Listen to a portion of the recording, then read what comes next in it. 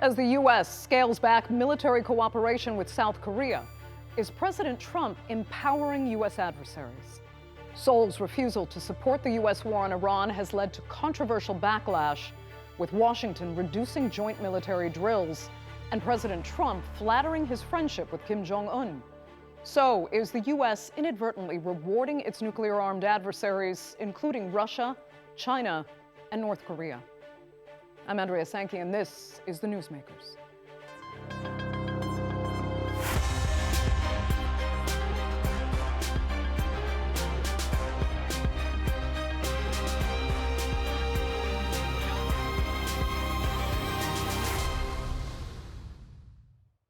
Since 1953, the U.S. and South Korea have been bound by a mutual defense treaty. It supports the 28,000 U.S. troops currently stationed there and was originally meant to serve as a deterrent for adversarial communist powers in Asia, not least North Korea. But today, President Trump is questioning its value. Since South Korea declined to help the U.S. fight its war in Iran, Trump has argued the U.S. shouldn't have to contribute so much to Seoul's defense, especially if it antagonizes the North. He resorted to touting his strong personal friendship with Kim Jong-un, a stance not reciprocated by Pyongyang, who again condemned hostile U.S. policies and promised to strengthen North Korea's nuclear resolve. Here's a look. For South Korea, its decades-long alliance with the US following the Korean War has been a cornerstone of its defense posture against its neighbor to the north. But US President Donald Trump's recent decision to scale back its annual joint exercises with South Korea has caused great alarm in Seoul. Seoul says it was given no advanced warning, instead finding out about Trump's decision via social media. In the White House on Monday, he explained why he chose to cut back on the military drills, highlighting a call he made to the South Korean president. But I called him, I said, would you like to give us a little hand? We don't need help with Iran, but if you'd like, give us a hand with Iran. He said, no thanks. And I said, wait a minute, we have 39,000 soldiers over there guarding you from Kim Jong-un, your next door neighbor, and you're not going to help us on a very easy military operation in Iran? That's strange. No, we'd rather not get involved. I say, well, why are we involved in helping you? The South Korean president maintained a conciliatory tone, highlighting the security benefits both countries gain from the alliance while backing stronger self-defense drills. A strong South Korea-US alliance and strengthening our independent defense capabilities are mutually reinforcing. A strong alliance makes the foundation of security stronger, and strengthening our own capabilities increases our value and necessity as an ally. But it has led to fears that the US president may be deprioritizing his relations with South Korea and continuing a known trend of chastising traditional US allies while flattering and cozying up to adversaries. On the streets in South Korea, various civil defense drills took place. And the annual military drills began as normal, on schedule, but on a reduced timeline. Just 5 days of drills instead of the original 11. Trump has also said he wishes to meet Kim Jong-un within the year. It harks back to Trump's first term in office, when he met Kim Jong-un 3 times, in Singapore, in Hanoi, and eventually at the demilitarized zone. But North Korea hasn't appeared keen to meet Trump this time. Kim Jong-un's sister and close aide, Kim Yo-jong, has said that while the US may have reduced its joint military exercises with South Korea, its stance remains hostile. She also said she wasn't aware of any communications between the two leaders. North Korea has been widely accused of supplying soldiers and missiles to Russia in its war with Ukraine, including by the Ukrainian president directly on social media, an accusation denied by North Korea. And Trump's flattery and desire to meet Kim Jong-un have caused concerns for other allies in the region. During a visit to Australia, Japan's defense minister emphasized the importance of US security in the Pacific.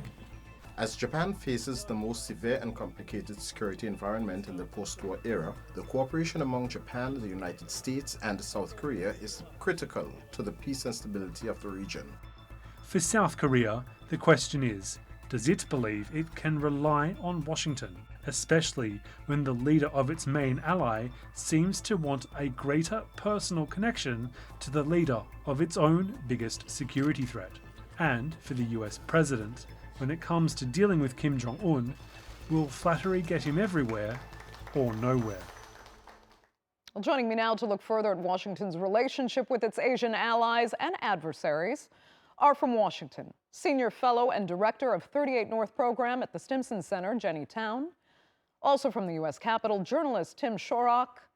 And from Beijing, Senior Fellow at the Center for International Governance Innovation, Einar Tangen. Thank you all so much for being with me. Jenny, I'll start with you and just give us kind of your broad take on where the U.S. stands among Asian nations right now. It kind of feels like adversaries in the region could all, in a way, be savoring the way President Trump is pseudo-sabotaging traditionally very strong ties with Asian allies, mainly South Korea. Well, I think your take is right. Honestly, at this point, countries like China in particular can sit back and watch and benefit from what's happening. And so, as we've seen from the national security strategy, from the NDS, this whole concept that the U.S. has now and this administration has of shifting burden back to our allies is really challenging our allies now to figure out what to do next. If they can't rely on the U.S. the way that they used to, if the relationships have become so transactional that if the allies don't do what the U.S. wants when the U.S. wants them to do it, that they don't deserve security, we are now creating a whole different security architecture here, and one where our allies need to start thinking about their own future and how they need to evolve to this new reality. Let me ask Einar if you would also, I guess, describe U.S. policy in Asia as incremental self-sabotage.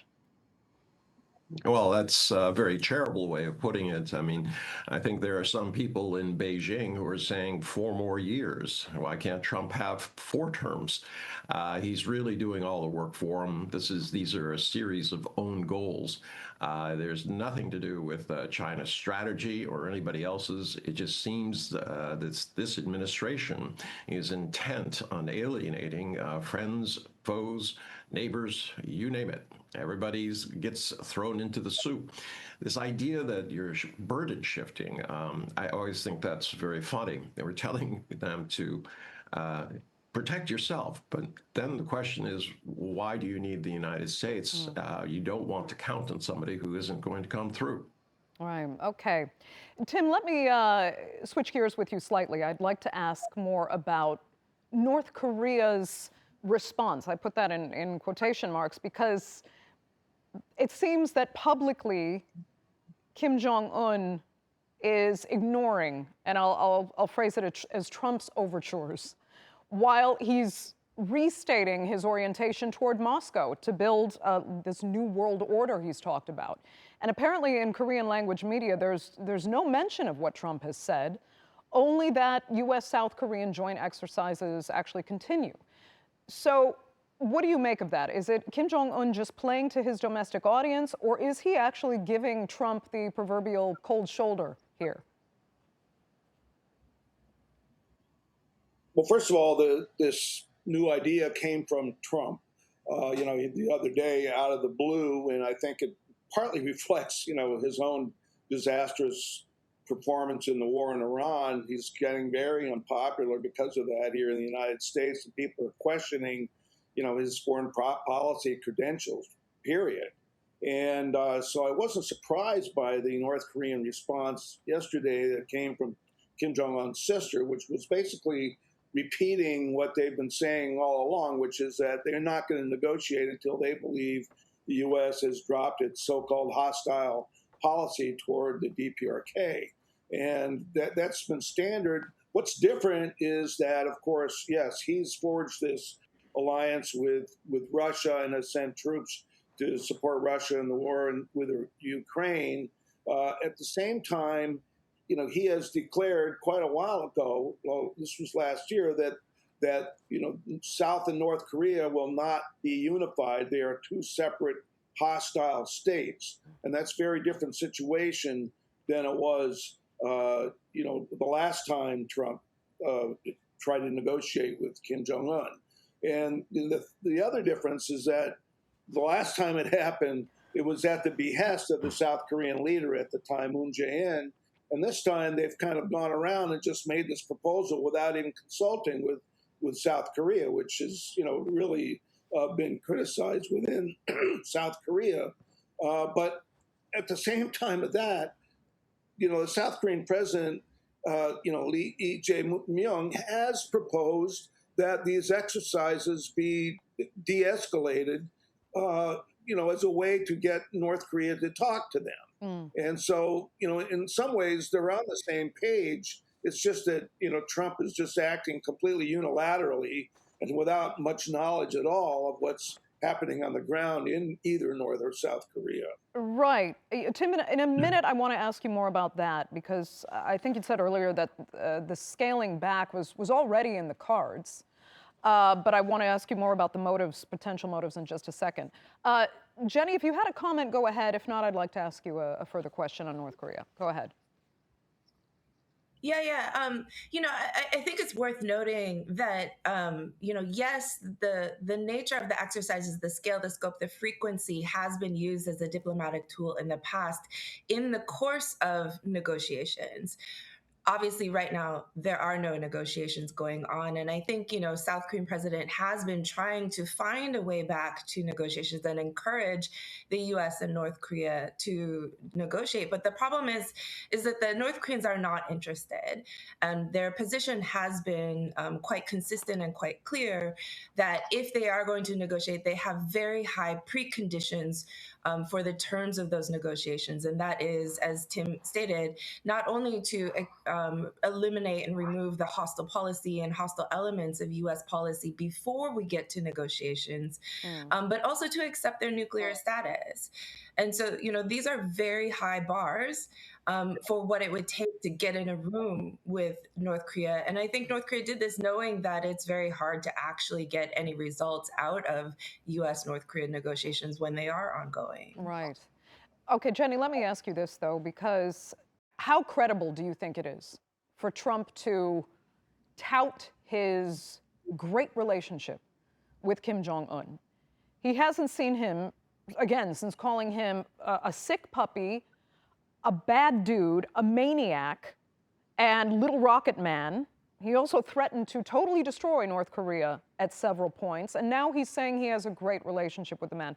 Are Americans buying into that? Are Koreans buying into that at all? Well, all of those statements were made before the summit process. And the fact that he has met Kim Jong-un, he has only said good things about Kim Jong-un since then. The question is what does Kim Jong-un think of Trump?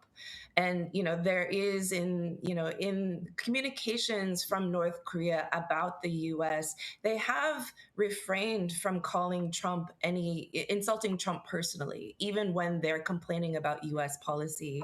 And you see in these letters from Kim Yo-jong, the sister, where she does talk about her brother has fond memories. Well, he might have fond memories of Trump, but he's also complained in letters after the past summit process how disappointed he was in the actual results and actually getting, getting something tangible out of that negotiation process. So it isn't all love, in the air. There are definitely a difference between seeing an opportunity for what might come of another meeting with Trump himself, given his nature and the fact that he's not, a traditional politician, but with a lot of skepticism there. And again, and with very high bar for what it would take to even get in the room. Right. So Einar, having said that, do you think Kim Jong-un and President Trump will meet this fall, as Trump has kind of alluded to when he visits Asia? No, I don't think so, Andrew. I think we were ignoring the elephant in the room, which is the fact that Donald Trump is right now, along with the Congress, pressing to say that anybody who is helping his enemies, whether it's Iran or Russia, they need to be sanctioned. So this idea that he's going to make peace with this guy, there's zero trust, given what he's done in Iran, his mercurial up and down, the fact that he seems to fire these daily broadsides just to keep the media occupied. So they're not looking at all the corruption and the Epstein files, and we can go on in terms of things he doesn't want people looking at. So I think they see this quite rightly as just some way of getting the press to follow another white rabbit. It has no substance. It goes against what Donald Trump is saying otherwise. And even if it was somewhat credible, the fact is Donald Trump has there's zero trust with him given his past performances. Okay, Tim, let me ask you, how long-term dangerous could this all be? Pyongyang, in the meantime, has expanded its uranium enrichment. They have more nuclear weapons, plus their troops are, as you mentioned, getting that real-life combat training from Russia and Ukraine. So where is this going? That's pretty hard to say. I think, both of your other speakers are saying this is almost impossible to happen, get these talks going. I do think that South Korea and its government is being kind of ignored by the U.S. press and all the critics here in Washington of Trump because, like I said before, they are trying very hard. President Lee has been trying very hard to get something going with the North Koreans, to talk about a peace agreement, somehow ending the state of war. But at the same time, South Korea is trying very hard to get operation control of its own military during times of war. This is a huge issue in Korea, which the U.S. Pentagon does not really want to give them this operational control because the Pentagon lately has been, through Eldridge Colby, which is the director of policy of the Pentagon, has been talking about, using South Korea as sort of a base against China. And this runs against what the South Korean itself wants. South Korea wants to have a strong military to protect itself against, North Korean attacks or whatever. At the same time, they want to de-escalate that. And so I think, I think South Korea's role here is being kind of ignored, and that's really important. I mean, I opened the New York Times this morning, and they had this huge story about how the exercises, stopping the exercises will be detrimental, to the U.S. security posture in East Asia, and I think that's completely wrong. I think that these exercises are actually, quite dangerous, and they don't just practice defensive strategies. They practice, in case there's a war and, taking out the leadership of North Korea like they did in Iran, that kind of thing. That's what some of these exercises run through. So, Tim, let me ask you then. It's a very volatile situation. Having said what you just said, is there a chance that this, Trump's punishing, South Korea for saying no to participating in the war in Iran, was it all choreographed now to somehow be able to flatter Kim Jong-un a little bit and make Pyongyang believe that the U.S.-South Korea alliance is slightly weaker and that their military cooperation won't be as strong? I don't think Trump is that smart, really. I mean, I don't think he understands the situation. I don't really know who's advising him on this and the announcements he's made over the last couple of days about North Korea. But I do think that there is a chance that there could be, maybe they'll. I mean, the statement that Kim's sister made yesterday was kind of, opened the door a little bit. As Jenny was saying, they didn't say anything negative about him and actually said something positive about him. So maybe if they talk with South Korea and develop this through the South Korean diplomatic channels as well, there's a chance that there could be a negotiation that actually, de-escalated the situation. But it's not going to deal with North Korea's nuclear weapons because they made it very clear that's not going to change. Okay. And if you read, that's all. Okay, Einar, why do you disagree there? Well, I hope it happens, but it isn't going to. I mean, the fact is that Donald Trump hasn't been able to conclude any peace deals, period, for anybody. So at this point, he needs credibility. He needs trust. He doesn't have any of those. It's a pipe dream to say that, they're going to sit down and work it out. How? Trump hasn't followed through anything. Everything is just nonsense. So this idea that, okay, they're not going to say anything bad about Donald Trump. Donald Trump doesn't say anything bad about Kim. That's great, but that's a standstill. There's nothing for them to talk about. Trump can't go there and acknowledge that they're a nuclear power. Remember, he was the one who said he would never allow them to be a nuclear power, and now they are de facto. So I would agree with Tim's assessment. He isn't that smart, and quite frankly, this is just diversion politics. Okay, let me ask Jenny, because as I was speaking to Tim about the longer term potential danger here, is another angle to this that it could develop into a sort of arms race if South Korea no longer feels protected by the US, and then Japan moves forward with its own remilitarization as well. Well, I think we're already seeing an arms race in progress.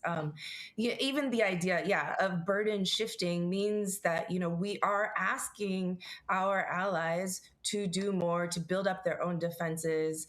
But as we're doing that, you do have countries like North Korea, like China, like Russia that are watching this as well. And now, instead of dealing just with the U.S. capabilities that are supplemented by the allies, are looking at each individual country's capabilities as well. And so that is going to create this tension that does create, arms racing and rearmament. And we already see this, especially in the Japanese case, as Japan moves towards, reversing its peace constitution and you see the Chinese that talk about it as remilitarization. And so, you already have that in place. It's already influenced how China approaches North Korea as a security partner and you see the common language between them talking about the remilitarization of Asia and how this is a disturbing trend that is caused by the US that is now that they need to respond to and be prepared for as well. So it is already in motion. It's only going to get worse the more that US credibility as an ally in the region erodes. Yeah, and speaking of that credibility, Tim, just the last couple minutes, there's the kind of double standard, to put it nicely, that many have pointed out with the U.S. treatment of North Korea's nuclear program versus its treatment of Iran's nuclear program. And I should actually say North Korea's nuclear weapons, not a program. Iran has a nuclear program. North Korea has the weapons, and yet all of this U.S.-South Korea debacle right now is over Iran rather than the threat of North Korea.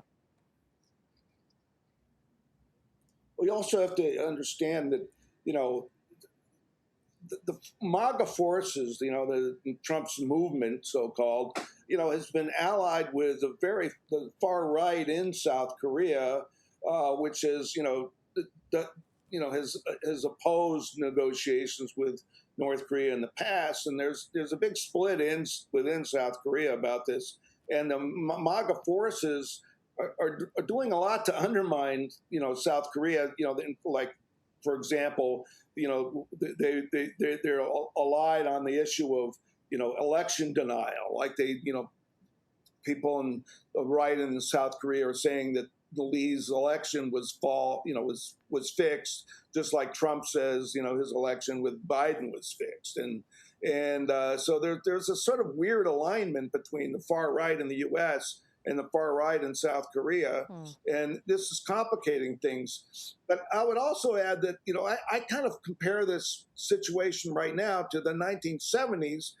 Look at this historically. In 1974, around that time when Nixon was talking with, opened his talks with China, the U.S., Nixon unilaterally pulled out half the U.S. forces in South Korea, the 7th Army Division, leaving the 2nd Infantry Division there, which is still there. But he pulled out half U.S. troops at the time. That really shocked South Korea and other countries around East Asia. And at that time, the dictator of South Korea at the time, Park Chung-hee, opened up talks with Kim Il-sung, the then leader of North Korea. Those talks, unfortunately, talks toward unification, unfortunately, didn't go anywhere. Okay. But, this has kind of happened before. And I think the problem is the U.S. uses South Korea, for its own ends. It's not really a true alliance that I see.